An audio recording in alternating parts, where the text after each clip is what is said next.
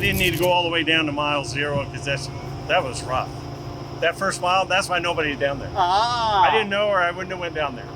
Well, see, you don't know it till you know. Thank you. Not too bad the first time. Not too bad. Happy with it. I'm good. So this means the rest of the week you get to do the long course? I'll spend the rest of the week on the long course, yeah. But we'll start at mile 1 with everybody else. I didn't know they had mile 0 shut down. No one was using it. Or I wouldn't have went down there. It was a little chunky down there, supposedly. It is chunky, and they didn't tell me that there was no one down there, but they sent a starter down there to do it because I asked. Incremental runs, and what is this, Tuesday? Yes. Wednesday and Thursday, another day and a half. Yeah, a lot can happen in a day and a half. What are you shooting for this week? What would be your goal? I'd like to go a little over 200. 202, I'm good. It's about that 200 number. You just got to have it. It's zeros after the 2. And do you get a red hat if you do that? If I get a record over 200, there is a record of 198. So if I can do that, that would, in theory, put me in the 200 club. That would be awesome. I'd love to get a red hat. Yes. And then after that, then we know we're heading in the right direction. Awesome. I love it. Hey, Robin.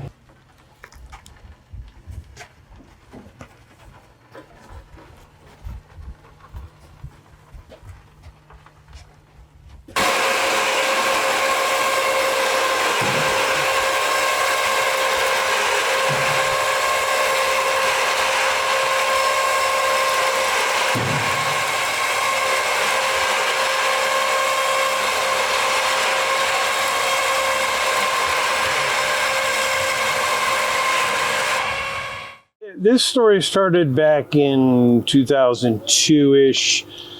We invented some stand-up scooters, and we wanted to create a world record on a stand-up scooter. So we contacted Guinness Book of World Records.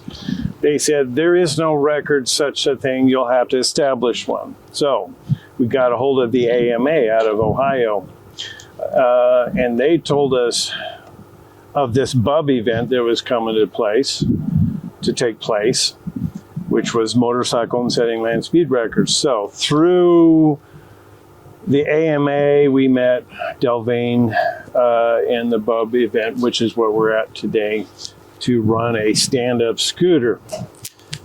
So moving fast forward on that a little bit more, we ran that from 2004, 5, 6, and 7. In 2007, we started running a Vision 1 project, which was the predecessor to the Streamliner behind us, which was our R&D vehicle. Basically, it was everything here, but half the size, half the work, half the effort. And we ran that all the way up into 2014. In 2009, my brother keeps in touch with we those started people, building the Streamliner. That's when January of 2009, when we physically started cutting and welding tubing and stuff. So the Vision 1 project was our R&D machine for the Streamliner. So fast forwarding, I say that, but it really took a long time. It's 2021 now. In 2009, we started building the Streamliner. This Streamliner has been here 4 times now. This will be the 2nd time here running. The first 2 times was to play show and tell and get some early tech inspection and stuff out of the way.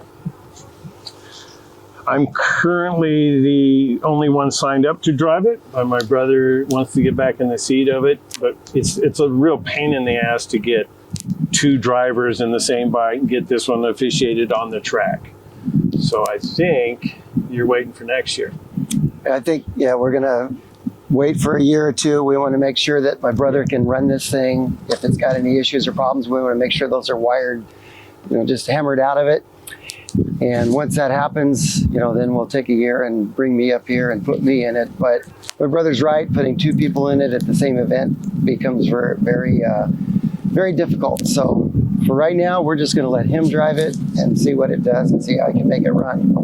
There is a record this week I'd like to go after. It's 197 and some change, which would be really a good feather in the hat to grab that record, a first real week out with a Streamliner. It's a naturally aspirated gas class record, but that would put us in the 200 club also. So that's the goal for this week.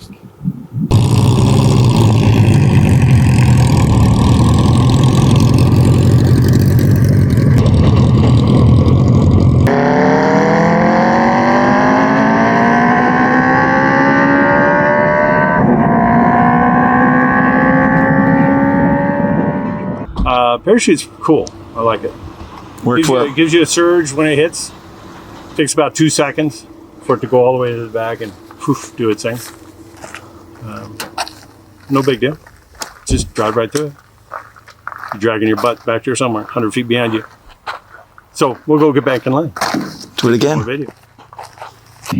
The thing that I personally love about the land speed racing is, unlike drag racing, unlike NASCAR, unlike Indy cars and these events where the cars are all forced by rules, everything is virtually identical other than the decals on the outside.